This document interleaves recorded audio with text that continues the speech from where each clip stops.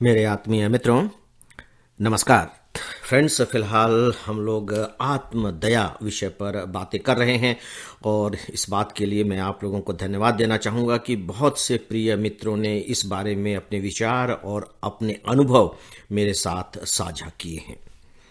मुझे ऐसा लगा कि यदि मेरे फ्रेंड्स मेरे साथ अपने अनुभव साझा कर सकते हैं तो क्या मुझे अपने अनुभव अपने प्रिय श्रोताओं के साथ साझा नहीं करना चाहिए। तो दोस्तों, आज सच पूछिए तो मैं आत्मदया के बारे में जो मेरा अपना अनुभव रहा है, मेरी जो अनुभव की यात्रा रही है, उसके माध्यम से मैं कुछ तथ्य आप लोगों के सामने रखने जा रहा हूं।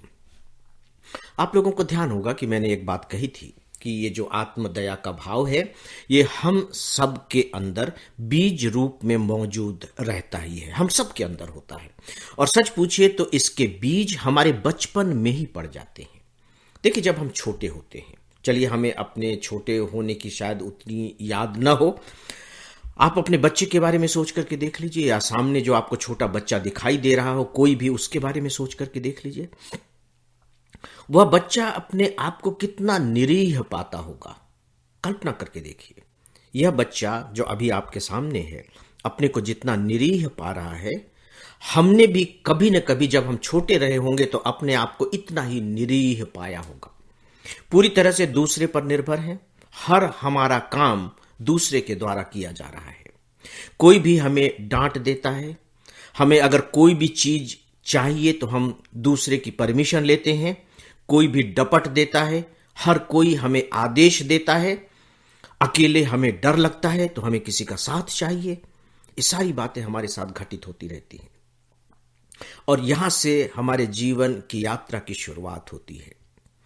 आप थोड़ा सा उस मानसिकता में चले जाइए, अतीत में चले जाइए कि जब हम छोटे होते हैं तो क्या सोच रहे होते हैं अपने बारे में और दूसरों के बारे में भी। अपने बारे में हम यही सोच रहे होते हैं कि हम बहुत कमजोर हैं, हमें दूसरे की मदद चाहिए, और दूसरों के बारे में हम यही सोच रहे होते हैं कि ये बहुत शक्तिशाली हैं, ये हमारी रक्षा कर सकते हैं, हमारी जरूरतें पूरी कर सकते हैं। यदि हमें इनका संरक्षण मिल जाए तो जीवन सरल, सहज और सुरक्षित हो जाएगा। इसीलिए देखिए, अक्सर बच्चा ये कल्पना करता है और बीच बीच में कहता भी है कि मैं कब बड़ा होऊंगा। उसे यह लगता है कि जैसे ही वो बड़ा हो जाएगा अपनी इस निरीहता से वह मुक्ति पा लेगा। अक्सर छोटे बच्चे पुलिस बनने की बात करते हैं, पायलट बनने की बात करते हैं, आर्मी मैन बनने की बात करते हैं। ऐसा क्यों? सुपरमैन इतना पॉपुलर बच्चों के बीच में क्यों हुआ? क्योंकि वह उन्हें अपना उद्धारक लगता है। सुपरमैन कि अगर सुपरमैन आ गया तो हमारा कोई कुछ नहीं बिगाड़ सकता। तो दोस्तों, ये सारी बातें इस बात को प्रूफ करती हैं कि आत्मदया का भाव हम सब के अंदर बचपन में होता है। मेरे अंदर भी था, इसमें कोई दो राय नहीं। मैं कोई अनोखा थोड़ी हूं कि जो मेरे अंदर नहीं होगा। मेरे अंदर तो कुछ ज्यादा ही था। आप सबके अंदर हो सकता है कि उतना ना हो। मेरे अंदर ज्यादा होने के पीछे मेरी अपनी एक पृष्ठभूमि थी और अपना एक वातावरण था। मैं गांव में रहता था। मेरे पिताजी उस समय नहीं रहे थे जब मैं 8 साल का था। तो जब मेरे पिता नहीं रहे तो हमारा संयुक्त परिवार था। चाचा, चाची, बुआ, दादी, दादा, ये सब साथ में ही रहते थे। तो एक वाक्य मुझे बार बार सुनने को मिलता था, अपने परिवार में भी, और जब मैं अपने परिवार से निकलकर रिश्तेदारों, संबंधियों के साथ, शादी ब्याह में आप जाते हैं ना, वहां मिलते हैं, लोगों से इकट्ठे होते हैं। उस समय तो शादी ब्याह जो होते थे उनका माहौल बिल्कुल अलग होता था।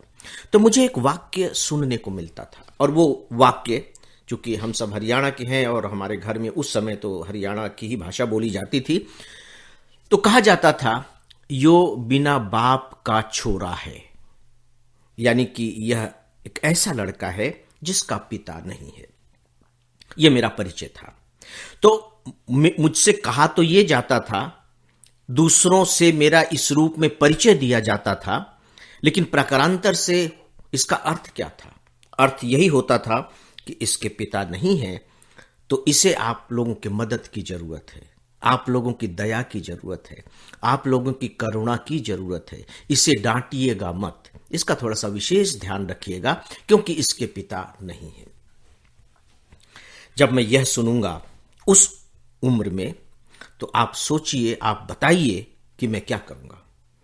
मैं इसका इस्तेमाल करूंगा, इसका इस्तेमाल करने लगूंगा कि यार ये तो मेरे हाथ में एक अच्छा कवच आ गया है।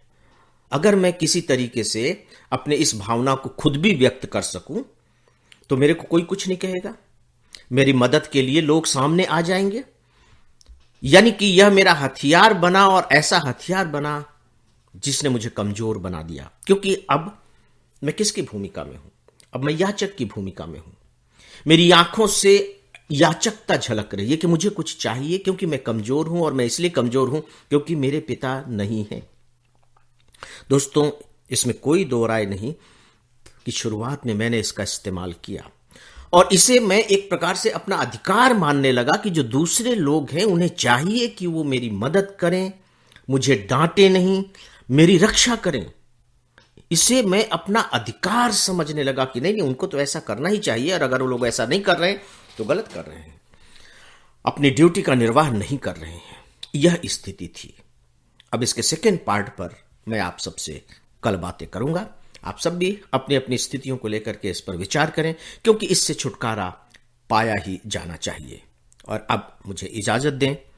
नमस्कार।